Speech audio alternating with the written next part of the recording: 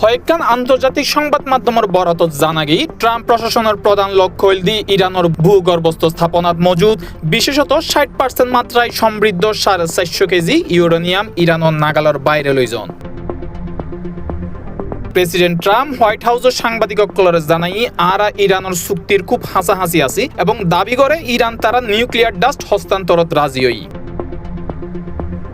ইন্দি ইসলামাবাদ আলোচনাত যুক্তরাষ্ট্র 20 বছরের লাই ইউরেনিয়াম সমৃদ্ধকরণ বন্ধ রাখিবার প্রস্তাব দি যা ইরান ইতিমধ্যে প্রত্যাখ্যান করছে। বিনিময়ে আমেরিকা ইরানের $20 বিলিয়ন জমাকৃত সম্পদ ছাড়ি দিবার প্রস্তাব রাখি। যুদ্ধবিরতির মেয়াদ 22 এপ্রিল শেষ হইবার আগেই দ্বিতীয় দফা আলোচনার চেষ্টা চলের। মধ্যস্থকারীসকল হই দরজা এখনো বন্ধ নয়। আমেরিকার এই দাবির বিপরীতে ইরান তারার বক্তব্য স্পষ্ট করছে।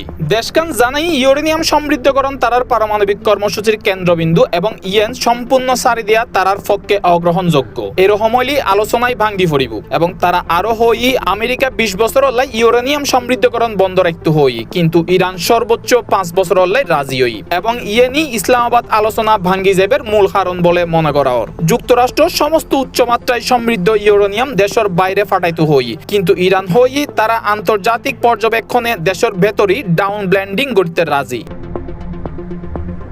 International desk C+ TV।